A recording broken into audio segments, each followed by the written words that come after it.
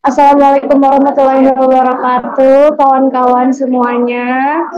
Nah, kawan-kawan semuanya, ya, kalau misalnya kita berbicara tentang literasi bahasa Indonesia, itu udah pasti ke jauh-jauh dari teks-teks yang panjang ya.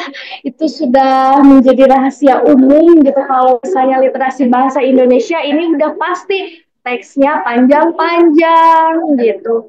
Nah, terus gimana latihannya gitu kalau misalnya ketemu sama teks-teks yang panjang?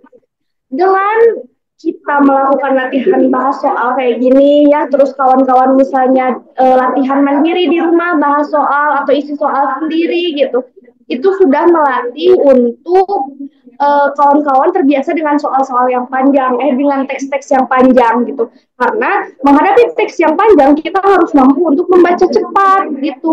Latihannya dengan apa? Ya dengan sering-sering ketemu dengan teks-teks yang panjang itu sampai kita terbiasa. Oh, untuk cari gagasan utama bisa nyarinya di sini. Oh, untuk nyari simpulan bisa nyarinya di sini. Oh, untuk nyari makna bisa nyarinya di mana gitu ya. Kayak gitu-gitu. Nah, dengan sering-sering latihan soal, ikut-ikut kegiatan seperti ini, itu akan membuat kita terbiasa bertemu dengan teks-teks yang panjang, bertemu dengan jenis-jenis soal, ya, tipe-tipe soal yang berbeda-beda di literasi bahasa Indonesia. Kakak ingatkan lagi, kalau misalnya literasi bahasa Indonesia, ini materinya tidak akan jauh-jauh dari wacana. Wacana berarti apa? Pernyataan benar dan salah, ya kan pasti sering kan kawan-kawan nemu tuh soal-soal yang pernyataan benar dan salah gitu. Terus paragraf, kalau paragraf berarti ada apa aja unsur-unsur paragraf, kan ada gagasan utama, kalimat utama, ide pokok, makna kata, ya sinonim antonim, terus juga ada simpulan. Kalau misalnya teksnya sastra berarti ada amanat, biasanya karakter tokoh gitu ya.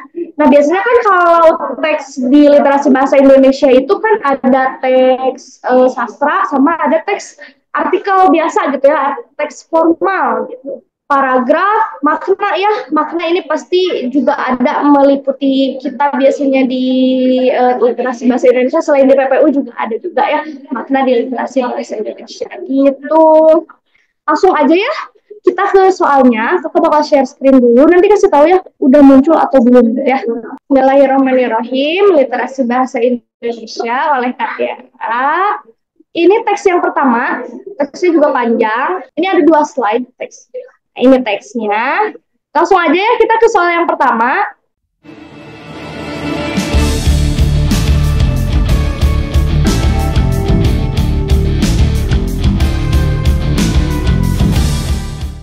Bisa ditebak nggak? Nggak akan jauh-jauh. Kalau literasi bahasa Indonesia pasti yang ditanyakan itu adalah gagasan utama. Nah, gagasan utama dari teks bacaan tersebut adalah, coba ya kakak kasih lihat slide pertama, terus kalian tebak di dalam hati kira-kira apa nih jawabannya. 1, 2, 3, 4, 5. Udah dibaca dulu ya. Nah, ini opsinya. Kira-kira jawabannya apa? Jawabannya adalah D. Microwave yang dibuat di Amerika Serikat dan diekspor ke Indonesia mengandung EPAS.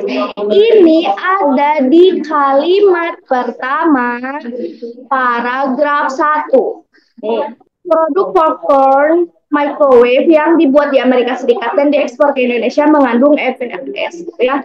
Jadi kawan-kawan, untuk menemukan gagasan utama dari sebuah teks itu dapat kita temukan dari kalimat pertama paragraf 1 gitu ya.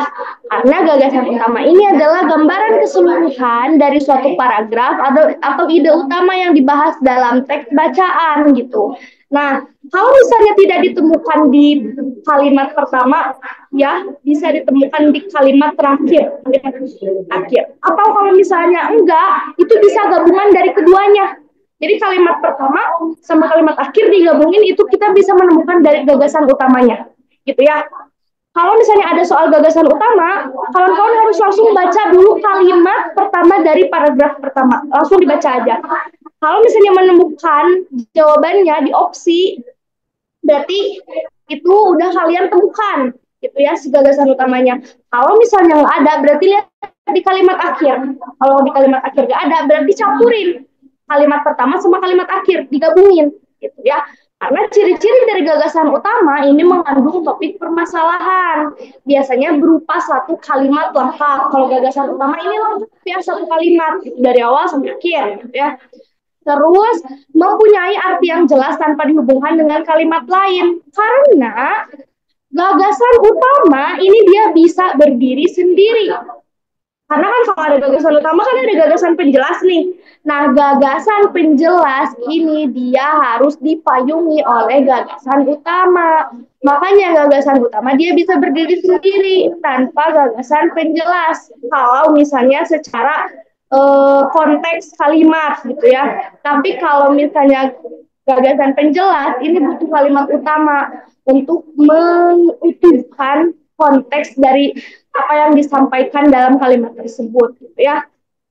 Terus dibentuk tanpa kata sambung atau transisi dan mewakili isi teks bacaan. Setelah kalian menemukan gagasan utama, kalian akan tahu sebetulnya teks itu membahas apa gitu ya. Setelah kalian tahu teks ini, dari gagasan utamanya adalah produk popcorn microwave yang dibuat di Amerika Serikat dan diekspor ke Indonesia mengandung FPAS, kalian tahu yang dibahas di sini adalah hal tersebut. Itu keseluruhan isi teks itu adalah hal tersebut ya. Itu untuk gagasan utama. Karena kawan-kawan akan sering bertemu dengan tipe soal gagasan utama, kawan-kawan harus tahu cara menjinakannya. Kawan-kawan harus tahu cara menaklukkan tipe soal ini. Ya, lanjut. Ini langsung lanjut dua soal ya. Yang kedua dan ketiga, tema yang mungkin benar dari teks bacaan di atas adalah kalau tema pendek daripada gagasan utama. Tapi berangkat dari mana? Tetap berangkatnya dari gagasan utama. Kalau kawan-kawan sudah menemukan gagasan utama, lalu ada soal tema atau ada soal ide pokok, maka akan mudah untuk menemukannya karena tema dan ide pokok tidak akan jauh dari gagasan utama. Hanya saja biasanya tema atau ide pokok itu diopsi lebih sedikit kalimatnya. Kayak gini juga, kalau dibandingin sama yang tadi kan, opsi yang kalimat gagasan utama itu lebih panjang lagi karena satu kalimat utuh tadi ya di ciri-cirinya juga gitu ya. Nah, kalau tema ini dia biasanya lebih pendek lagi, lebih singkat lagi jawabannya gitu ya.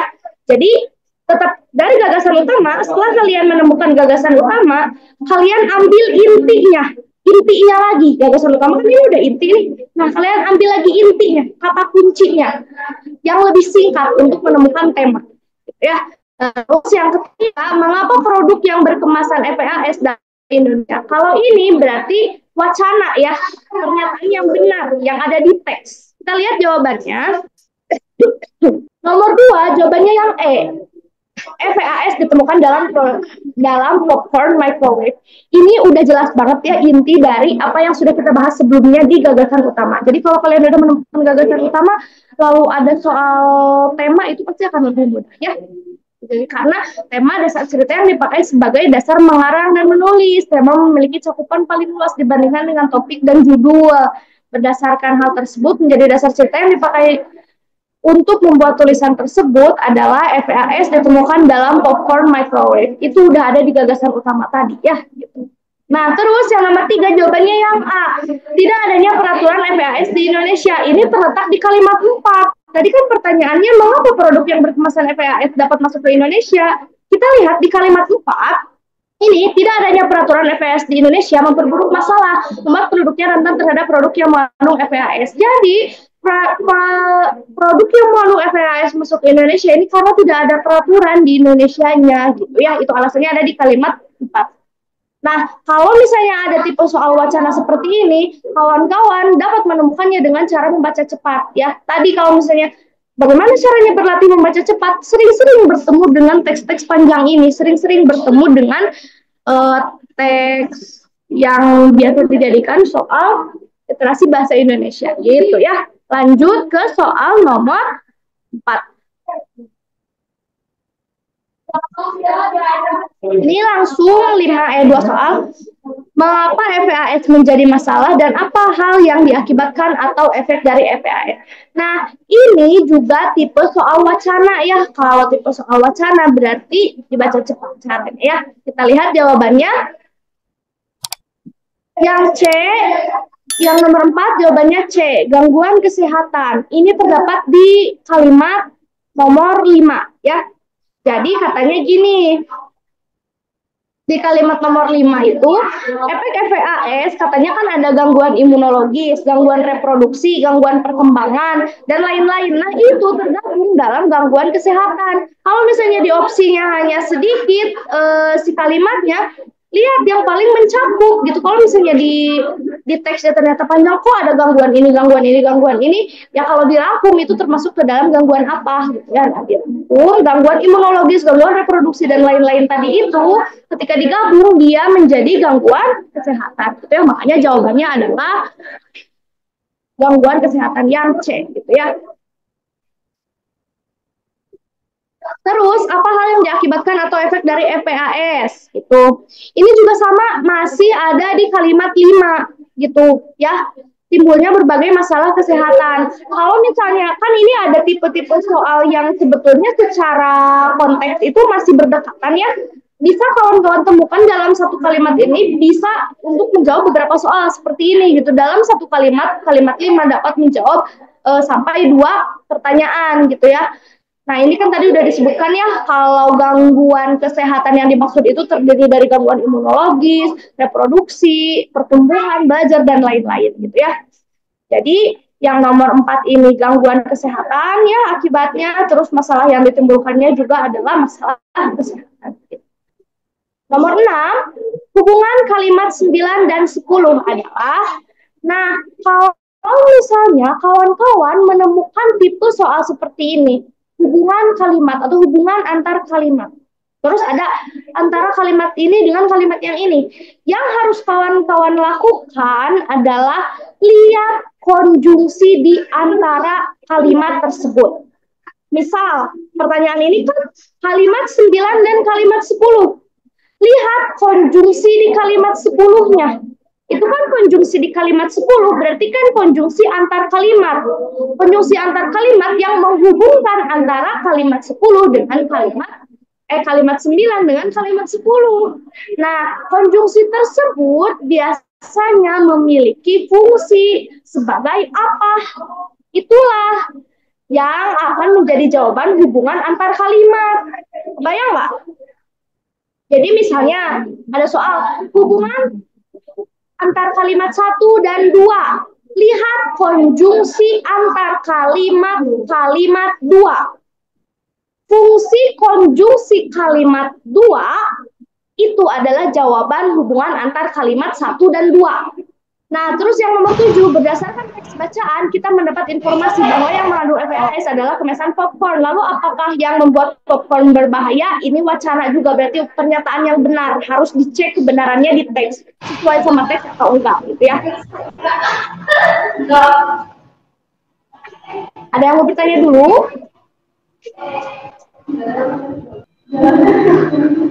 Kita lanjut ya, kalau tidak ada pertanyaan.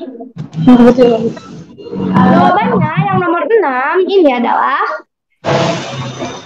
kalimat 10 memberikan informasi lainnya. Kalimat 9 dan kalimat 10. Nah, kalimat 9 kan ini.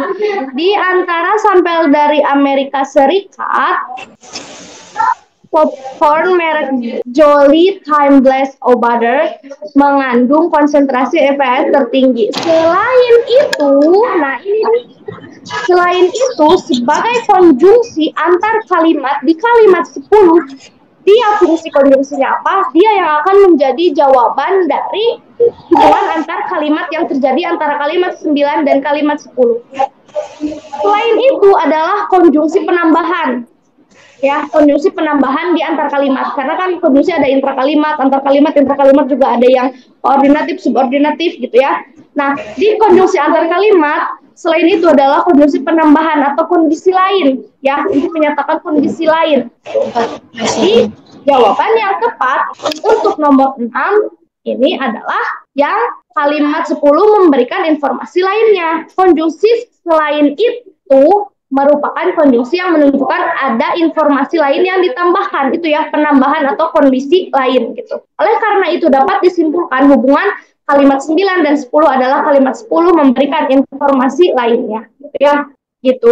Itu untuk nomor 6. Nomor 7, jawabannya, ini kan wacana ya, wacana benar atau salah. Nomor 7 jawabannya adalah yang D. Kandungan zat berbahaya pada kemasan popcorn akan berpindah ke popcorn saat dipanaskan. Ini kan pertanyaannya katanya kita mendapat informasi bahwa yang mengandung PFAS adalah kemasan popcorn. Lalu apakah hal yang membuat popcorn berbahaya? Kan bahayanya ada di kemasannya. Terus kenapa popcornnya jadi berbahaya juga gitu ya. Nah, itu katanya terdapat di kalimat 6 ya.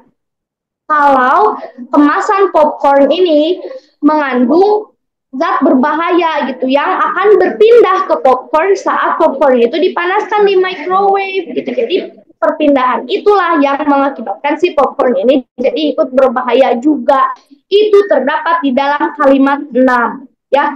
Jadi cara membaca cepat itu juga bisa kita bisa kita temukan kata-kata kunci aja biar tahu bahwa oh kalimat ini membahas ini, kalimat ini membahas ini. Ketika kita balik lagi itu lebih cepat. Oh tadi kayaknya aku menemukan soal bahaya, perpindahan bahaya itu di kalimat ini. Jadi tinggal di cross check gitu ya.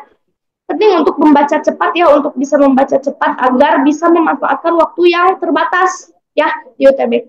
Lanjut ke soal nomor 8.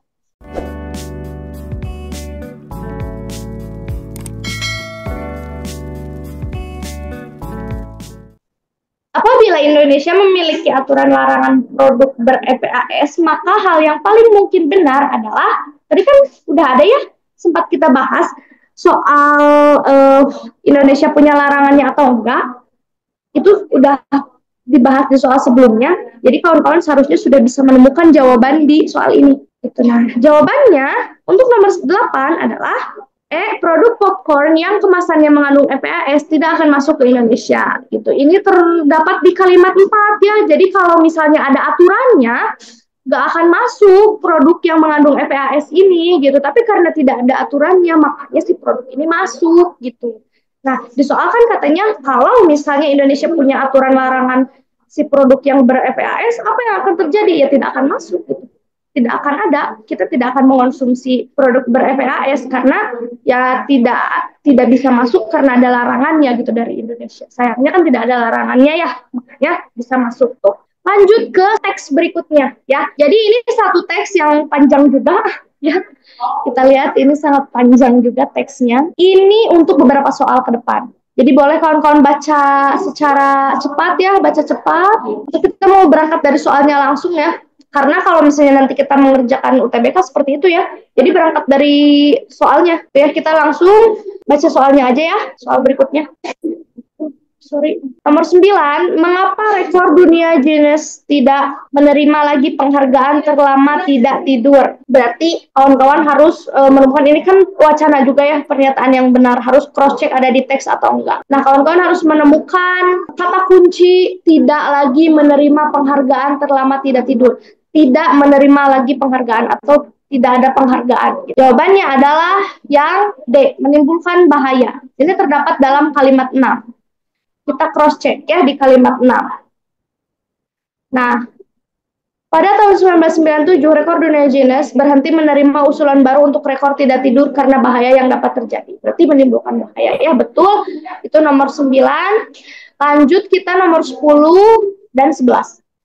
Nomor 10, topik yang paling mungkin benar dari teks bacaan di atas adalah topik ini sama kayak tema tadi ya. Jadi kalau kawan-kawan sudah menemukan gagasan utama, nah ini gagasan utamanya di mana? Tadi ya, gagasan utama bisa kawan-kawan temukan langsung dari kalimat pertama, atau kalau nggak ada di kalimat pertama, kalimat akhir, atau nggak gabungan keduanya. Nah kalau kawan-kawan sudah menemukan gagasan utama, lalu ada soal topik, itu akan lebih mudah. Tinggal dicari intinya atau ringkasannya dari gagasan utama yang sudah kawan-kawan temukan. Gitu, ya. Nah, terus yang nomor 11, paragraf pertama teks bacaan tersebut berperan sebagai, ini opsinya ada pembuka, penjabaran masalah, penjelas konflik, sama penutup. Kita lihat pembahasan untuk nomor 10. Nomor 10 ini jawabannya adalah kemampuan manusia bertahan tanpa tidur. Topik ini adalah inti dari seluruh isi tulisan. Ya, kalau misalnya kawan-kawan sudah menemukan gagasan, bisa menemukan dari inti tersebut. Ya, topik berupa frasa minimal terdiri dari 2 kata. Ya, singkat. Kalau topik itu singkat, tadi sudah kakak sampaikan. Topik itu singkat. Cara menemukannya itu dari gagasan utama terus diringkas lagi. Jadi sangat singkat. Minimal terdiri dari 2 kata. Cakupannya lebih luas dari judul dan lebih sempit dari tema, gitu ya. Berarti lebih ringkas lagi, sedikit lebih ringkas lagi dari tema, ya, gitu. Berdasarkan hal tersebut, topik yang sesuai dalam teks bacaan adalah kemampuan manusia bertahan tanpa tidur, ya. Nah, nomor 11 tadi ya. Nomor 11 opsinya ada pembuka, konflik, penjabaran masalah, penutup, dan penjelas, gitu ya. Nah, kalau misalnya ada tipe soal seperti ini yang ditanyakan peran paragraf, lalu opsinya ada kayak gini ya, pembuka, penjabaran masalah, penjelas, konflik, dan penutup. Cara menemukan jawabannya adalah dengan kawan-kawan baca paragrafnya, pembahasannya tentang apa, gitu ya. Informasi yang disampaikannya itu seperti apa? Informasi yang disampaikannya ini apakah pengantar, apakah isi mendetail, apakah penegasan ulang, gitu ya. Kalau misalnya berisi pengantar, gitu ya, baru pengertian atau baru pemantik, pertanyaan pemantik, lalu berisi penjabaran umum, itu bisa disebut sebagai pembuka. Tapi kalau misalnya sudah masuk ke dalam inti-inti pembahasan, detail-detail objek yang sedang dibahas, itu berarti sudah masuk kepada penjelas. Ya, gitu. Terus kalau misalnya ada penegasan umum di akhir review, berarti itu penutup. Gitu ya. Nah, ini yang sudah kakak jelaskan barusan. Paragraf pertama teks bacaan tersebut membahas mengenai kemampuan manusia bertahan tanpa tidur. Namun paragraf ini hanya menjadi pengantar. Ya, jadi kalau pengantar ini sama dengan pembuka. Kalau misalnya ada soal, ada paragraf yang bacaannya itu isi informasi yang disampaikan ini hanya berupa pengantar atau pemantik sebelum masuk ke dalam inti pembahasan, itu berarti dia baru pembuka perannya sebagai pembuka. Ya, semoga dapat dipahami. Kita lanjut ke soal berikutnya. Nah, kita bertemu lagi nih dengan soal hubungan kalimat 9 dan 10. Kita lihat ininya ya, teksnya, terus kalian tebak. Kalimat 9 dan 10 ini hubungannya apa? Nah, ini 9, para ahli, ini 10. Namun tidak jarang orang bla bla bla bla. 9, ini 10, ini konjungsi antar kalimat di kalimat 10. Ya, jawabannya adalah, kita lihat opsinya. Jawabannya adalah saling bertentangan. Namun, itu adalah konjungsi antar kalimat yang fungsinya menyatakan pertentangan.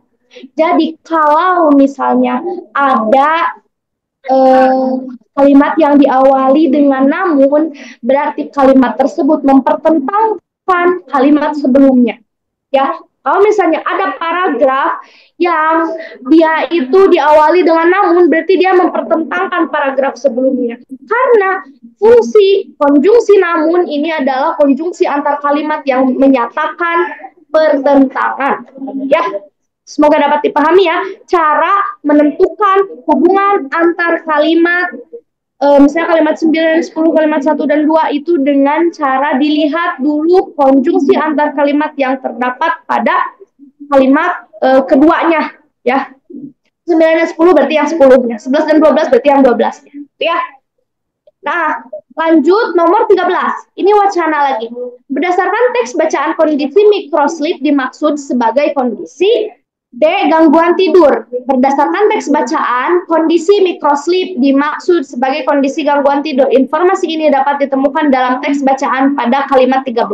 Kalau misalnya ada kata-kata yang kurang familiar, itu lebih mudah untuk kita kita tandai sebagai kata kunci. Misalnya microslip ini kan kurang familiar ya kalau misalnya di antara semua bacaan yang menggunakan bahasa Indonesia gitu. Jadi itu lebih mudah untuk kita tentukan sebagai atau kita tandai sebagai apa kata kunci gitu. Yang bisa kita cross check lagi kalau misalnya ada wacana yang berkaitan dengan kata tersebut gitu ya. Kita lanjut ke soal nomor 14 dan 15. Nomor 14 ini wacana. Efek yang dapat ditimbulkan dari kekurangan tidur adalah ini wacana, berarti harus di cross check sesuai dengan teksnya ya. Nomor 15, posisi paling tepat untuk kalimat di atas jika ditambahkan dalam teks bacaan adalah, nah ini teksnya, tapi persis berapa lama orang bisa bertahan tanpa tidur dan garis waktu efek samping yang terungkap bisa sulit ditentukan ya. Ini kan ada kalimat persis berapa lama orang bisa bertahan tanpa tidur, berarti sebelumnya pembahasannya harus berkaitan dengan ini ya, berapa lama orang bisa bertahan tanpa tidur atau orang bisa bertahan tanpa tidur. Pembahasan sebelumnya harus berkaitan dengan hal itu gitu, karena ini untuk ditambahkan di dalam teks gitu ya, antara kalimat sebelumnya harus berkaitan dengan itu atau kalimat sesudahnya harus mempertentangkan atau menambahkan atau hal-hal lainnya yang berkaitan dengan konteks yang dimaksud di dalam teks yang akan ditambahkan. Itu ya, kita lihat jawabannya. Nomor 14, jawabannya D, diabetes ini terdapat di dalam, oh ya nih, kurang tidur dapat meningkatkan risiko beberapa kondisi kesehatan termasuk diabetes, penyakit jantung, obesitas dan depresi. Berarti lihat aja di opsinya yang sesuai dengan teks ya gitu. Kalau wacana mungkin lebih mudah karena bisa kita cross check di teks, tapi justru malas ya karena harus balik lagi ke teks gitu, yang teksnya panjang gitu, kita harus baca ulang. Makanya caranya adalah dengan membaca cepat dan menentukan kata kunci dari tiap kalimat. Oh, di kalimat ini kata kuncinya ini, oh di kalimat ini kata kuncinya ini. Biar ketika balik lagi itu kita tahu kita harus ke kalimat yang mana ya. Soal nomor ini ya, nomor 15. Nah, jawabannya soal nomor 15 ini adalah pernyataan yang tadi ya, tapi persis berapa lama orang bisa bertahan, paling tepat penempatannya adalah sebagai kalimat akhir di paragraf ketiga. Karena paragraf kedua belum memiliki kalimat yang tepat untuk menutup paragraf tersebut. Gitu ya, jadi akhir di paragraf ketiga, coba kita cross check di paragraf ketiga, memangnya dia membahas apa gitu. Saya akan sulit percaya bahwa seseorang dapat terjaga selama lebih dari 24 jam. Itu kita butuh yang lebih meyakinkan ya. Ketika seseorang mengatakan kepada saya, ya saya belum tidur berminggu, itu hampir tidak mungkin. Nah, sama ya berarti pembahasannya dengan yang ada di soal tadi. Tidak dapat ditentukan berapa lama manusia dapat bertahan tanpa tidur. Gitu. Ya, itu ada, itu bisa kita masukkan di paragraf kalimat akhir paragraf 3 gitu. Karena itu sesuai dengan apa yang sudah dibahas di paragraf 3 gitu ya. Selanjutnya soal nomor 16. Tidak heran jika obesitas banyak dialami oleh orang yang sering begadang alias jarang tidur. Pernyataan di atas jika ditambahkan ke dalam teks bacaan, maka ini kan kalau ditambahkan ke dalam teks bacaan ya, berarti sebelumnya tidak ada di dalam teks bacaan. Nah, ini bisa kita temukan dengan cara kita lihat apa yang dimaksudkan atau konteks apa yang hendak dibangun di dalam kalimat yang akan ditambahkan ke dalam teks. Nah, dalam konteks ini, pernyataan ini adalah memperkuat ke dalam teks, maka akan memperkuat argumen karena pernyataan tersebut mendukung informasi yang disampaikan dalam teks bacaan gitu ya. Jadi kalau misalnya menemukan teks tipe soal seperti ini, berarti kita harus lihat dulu konteks yang akan dimasukkan ke dalam teksnya ini membahas apa gitu ya. Kalau misalnya kita sudah tahu konteksnya membahas apa, selanjutnya kita lihat gitu di opsi apa yang paling sesuai dengan konteks yang ingin disampaikan oleh kalimat yang akan ditambahkan ke dalam teks gitu ya. Kalau di soal nomor 16 ini disesuaikan dengan konteks yang akan dibangun di dalam teks ini adalah memperkuat argumen ya. Gitu. Selanjutnya ini teks yang selanjutnya ya. Ini teksnya panjang lagi ya seperti biasa. Tuh, ada 3 paragraf, 17 kalimat. Kita langsung ke soal selanjutnya ya. Nomor 17. Penempatan kata yang salah dapat ditemukan dalam kalimat. Nah, kalau misalnya ada tipe soal seperti ini, terus opsinya cuma ada 5 ini, langsung aja ke opsinya aja ya gitu. Jadi nggak perlu dicek satu-satu, itu akan menyulitkan gitu. Terus cek aja satu persatu yang ini yang ada di opsi, setelah ditemukan bisa langsung dipastikan jawabannya. Nomor 18, hal apa yang membuat orang sadar jika Mimar Sinan telah mengembangkan teknologi isolator gempa seismik? Ini wacana ya, pernyataan yang benar, dapat di cross check di teks gitu. Nah, nomor 17 jawabannya yang C terdapat di dalam kalimat 3. Penempatan kata yang salah dapat kita temukan dalam kalimat 3. Katanya di kalimat 3 ini terdapat kata adalah sebagai kata kerja kopula yang diletakkan di awal kalimat. Hal ini tidak boleh dilakukan, sehingga jawaban paling tepat adalah yang C gitu ya. Jadi kalau misalnya ada adalah, tiba-tiba adalah gitu di awal kalimat, ini tidak boleh ya, ini tidak boleh dilakukan. Kalau misalnya kawan-kawan biasa menemukan itu di teks sastra, itu sah-sah saja kalau di teks sastra ya, tidak ada aturan yang baku gitu kalau misalnya di sastra, karena biasanya penulis sastra itu menggunakan variasi bahasa untuk memperindah dalam karyanya gitu. Misalnya tiba-tiba ada adalah, ada gitu ya, atau misalnya tiba-tiba ada dan kan konjungsi penambahan intra kalimat kan harus ada di tengah kalimat gitu. Tapi misalnya di sastra kawan-kawan biasa menemukan itu tiba-tiba ada di awal kalimat, itu sah-sah aja ya kalau sastra, karena sastra ini tidak ada aturan yang baku gitu. Tapi kalau misalnya ini di teks artikel seperti ini, berarti adalah dan pokoknya konjungsi intra kalimat yang harus di dalam kalimat, di awal kalimat itu tidak boleh. Terus termasuk ini adalah kata kerja kopula ini diletakkan di awal kalimat juga tidak boleh ya gitu. Terus selanjutnya yang nomor 18 tadi pertanyaannya, hal yang membuat orang sadar jika Mimar Sinan telah mengembangkan teknologi isolator gempa seismik, ini jawabannya adalah yang A. Gempa Kahramanmaras tidak merobohkan bangunannya. Ini terdapat dalam kalimat 12. Bisa kita cross check di kalimat 12 sesuai dengan pernyataan yang diinginkan di dalam soal nomor 18 gitu ya.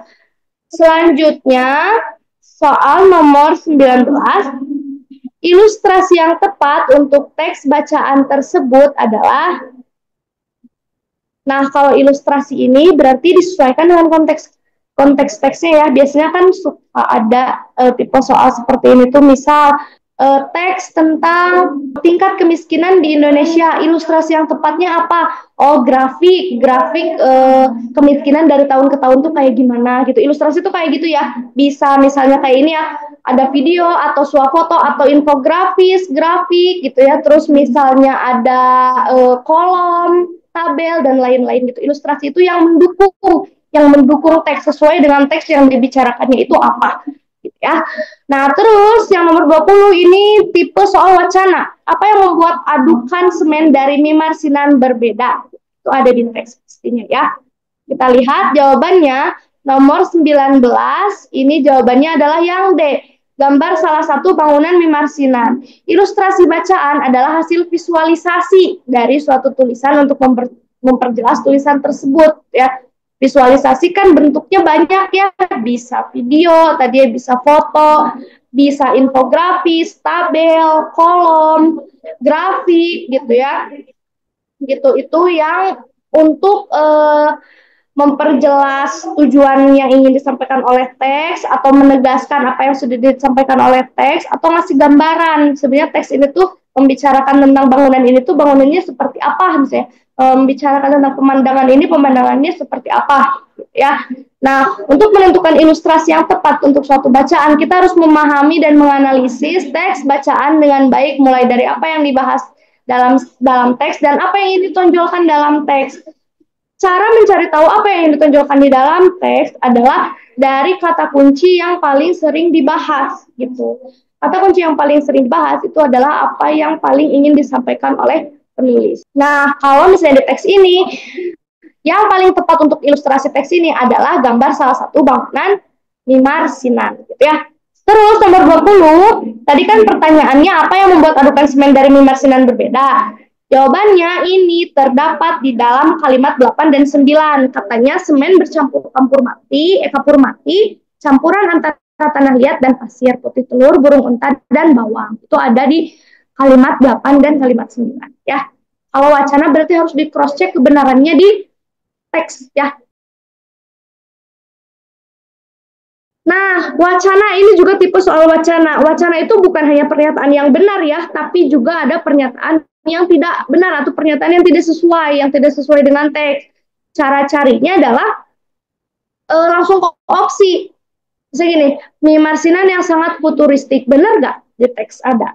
Mimarsinan telah mengembangkan teknologi isolator, benar nggak di teks ada? Gitu. Tetap harus dicek satu-satu dari opsinya gitu ya, untuk tahu sebetulnya yang tidak ada di teks tapi ada di opsi itu apa ya.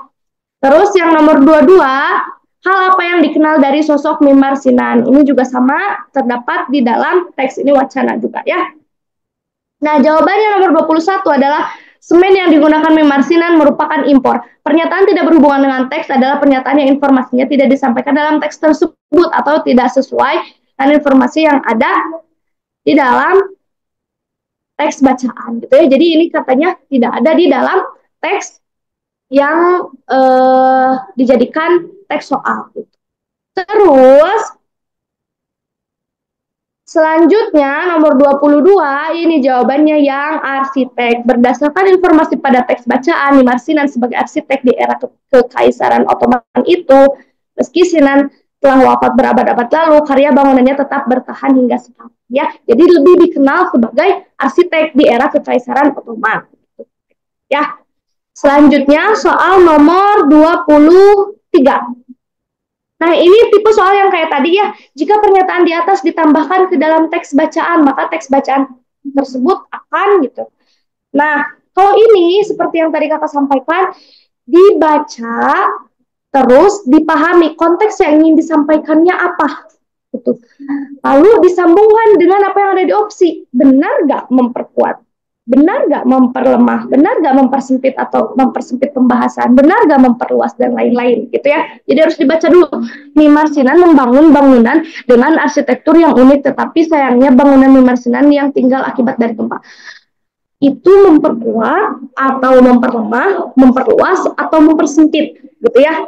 Itu harus disesuaikan dengan konteks yang ingin disampaikan dari teks yang ingin ditambahkan ini. Terus nomor 24, judul yang paling sesuai untuk teks bacaan. Cara mencari judul ini dapat dilakukan dengan beberapa cara ya. Salah satunya adalah dari gagasan utama. Gitu. Jadi gagasan utama ini, dari gagasan utama kita dapat menemukan apa? Kita dapat menemukan tadi tema, topik juga dapat kita temukan, terus judul juga dapat kita temukan. Terus cara mencari judul selain dari gagasan utama ini dapat kita temukan dari kata kunci ya. Fungsi membaca cepat untuk menemukan masing-masing kata kunci ini adalah untuk menemukan judul juga gitu. Jadi kalau misalnya kita udah tahu nih kata kunci yang paling banyak muncul, yang paling sering muncul di dalam teks itu tentang apa, bisa digabungkan, bisa menjadi judul. Nomor 23 ini memperlemah gitu ya. Pernyataan yang barusan yang tadi ya, Mimarsinan membangun bangunan dengan arsitektur yang unik, tetapi sayangnya tidak ada bangunan Mimarsinan yang tinggal akibat dari gempa. Jika ditambahkan ke dalam teks bacaan akan memperlemah teks bacaan karena informasi tersebut kontra dengan informasi yang disampaikan dalam teks bacaan gitu ya. Jadi kalau misalnya kita sudah memahami teks secara keseluruhan terus ditambahkan dengan teks tambahan ini, apakah teks tambahan ini akan memperlemah, memperkuat, mempertegas, tergantung dari opsinya ada apa aja ya gitu. Tapi kurang lebih biasanya memperkuat argumen, memperlemah argumen, mempersempit pernyataan, menambah informasi gitu, atau memperluas pernyataan. Kayak gitu, ini untuk nomor 23. Nomor 24. Judul yang paling sesuai untuk teks bacaan ini adalah cara Mimarsinan membuat bangunan tahan gempa. Ya. Nah, judul ini punya syarat-syarat nih yang harus dipenuhi. Yang pertama relevan sama isi teks ya, jelas. Judulnya apa, teksnya apa, kan kalau nggak nyambung tidak bisa menjadi judul yang sesuai gitu. Terus yang kedua harus provokatif. Provokatif ini tujuannya adalah untuk menarik penonton, keinginan pembaca untuk tahu, oh ini tuh teksnya akan tentang apa ya, kok menarik gitu. Nah ini judul harus memuat kata-kata yang provokatif gitu agar menimbulkan keingintahuan dari pembaca untuk membaca keseluruhan dari teks yang akan disajikan gitu. Terus yang ketiga, Judul juga harus singkat ya, namanya judul berarti harus singkat. Jangan terlalu panjang. Kalau terlalu panjang itu bisa menyatakan gagasan utama secara keseluruhan gitu ya. Jadi judul secara singkat aja agar pembaca juga penasaran. Oh ini tuh tentang apa teks yang akan dibahas ya.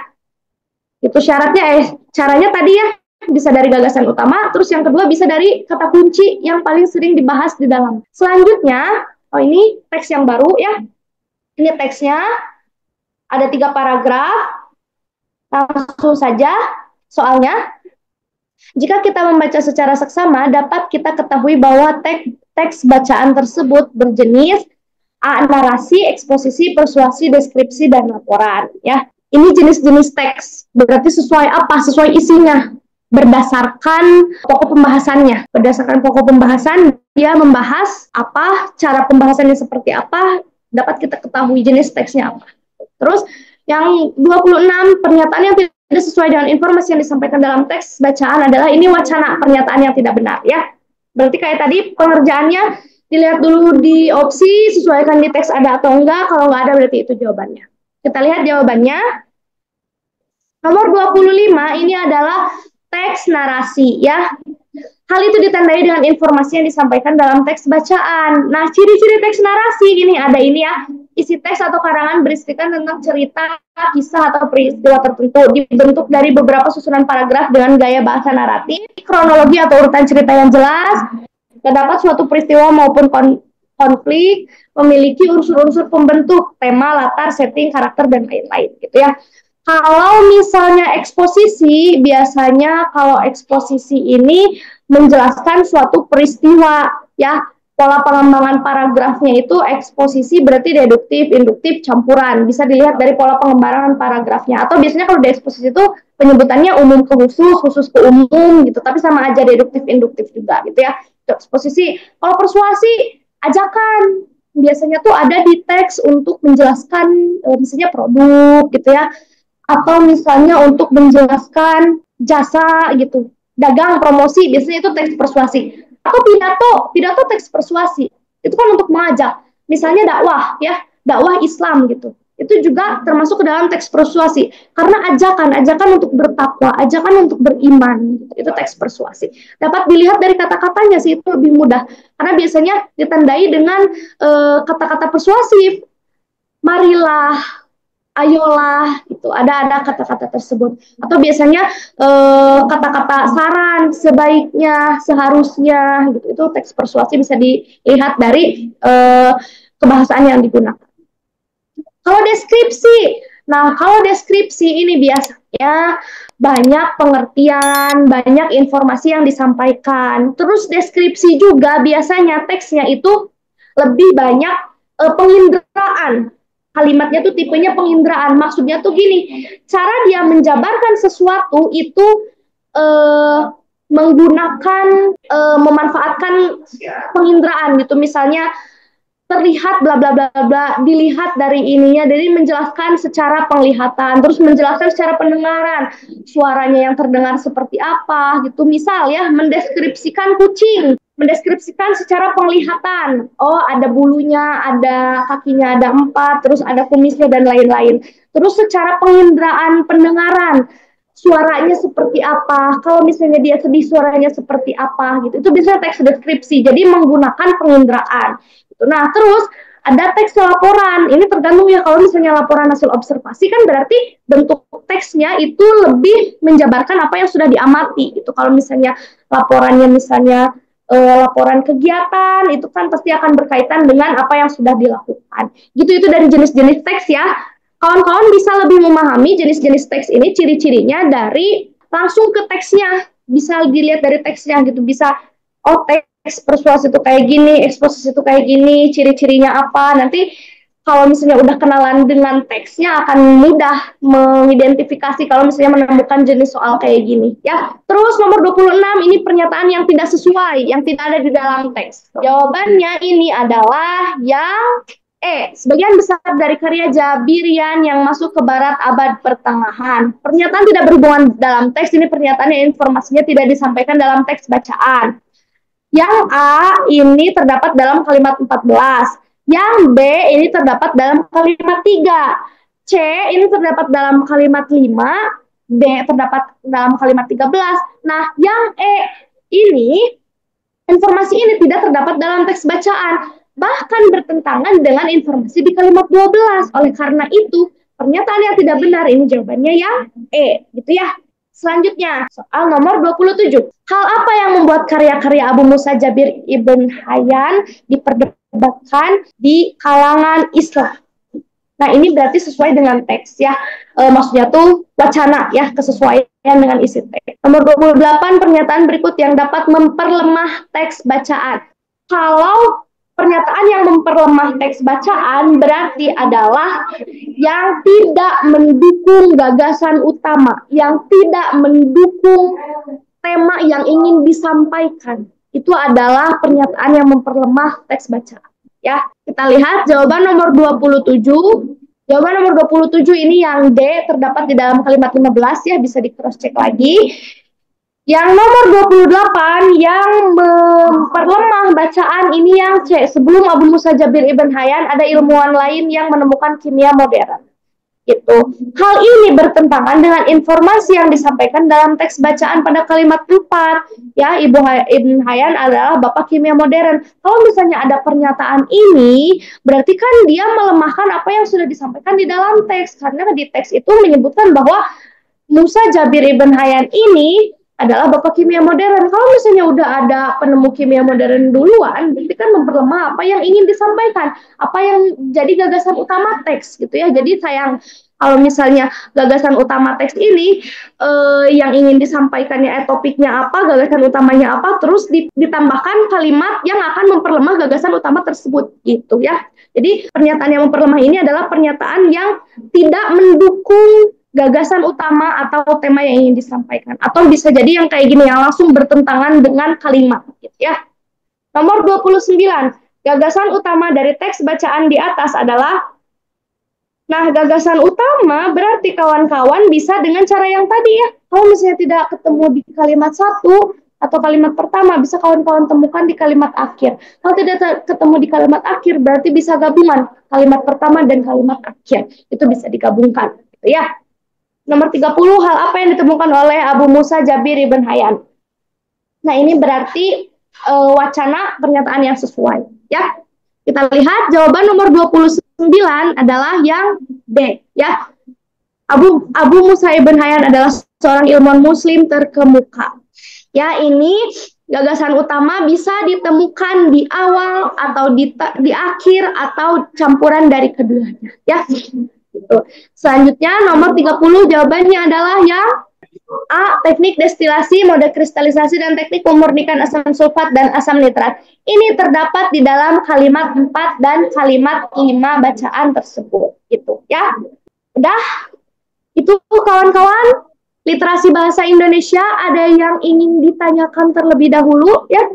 Sedikit kakak review ya, kalau di di suplemen sekarang ya, di ngebaso sekarang ini banyak tipe-tipe soal baru ya dibanding dari ngebaso suplemen literasi bahasa Indonesia di pertemuan sebelumnya gitu. Kalau di pertemuan sebelumnya kan berkaitan dengan pernyataan benar dan salah gitu, makna kata gitu ya. Nah, kalau sekarang kan makna kata nyaris tidak ada ya. Tapi menemukan tipe soal yang baru nih kita ya. Ada yang tadi hubungan antar kalimat, terus ada teks yang memperlemah gitu, terus fungsi pernyataan kalau ditambahkan ke dalam bacaan, fungsi teks atau fungsi kalimat yang ditambahkan ke dalam bacaan gitu ya. Terus juga tadi ada tema dan topik gitu. Nah, itu tipe-tipe soal yang baru, kawan-kawan pelajari lagi ya. Siapa tahu ini muncul di nanti TO 3 UTBK gitu. Karena tipe-tipe soal yang baru, yang barusan itu tidak ada di suplemen UTBK sebelumnya. Ya, jadi kawan-kawan harus pelajari lagi, cari tahu lagi kayak tadi ya, jenis-jenis teks tuh, persuasi tuh kayak gimana, narasi tuh kayak gimana gitu. Terus tadi ada apa lagi sih? Eksposisi kayak gimana, deskripsi kayak gimana gitu ya. Nah, itu dipelajari lagi. Tadi sudah ada ya pengantarnya dari sini, tapi tetap harus dipelajari lagi lebih mendalam. Gitu. Kalau misalnya tidak ada yang ingin ditanyakan, Kita tutup ya sama-sama, Dinar. Kita tutup pertemuan hari ini. Terima kasih banyak sudah datang, sudah memperhatikan. Semoga ini menjadi ladang apa ya nantinya yang bisa kalian tuai gitu ya untuk UTBK untuk tes gitu ya. Terima kasih banyak. Wassalamualaikum warahmatullahi wabarakatuh.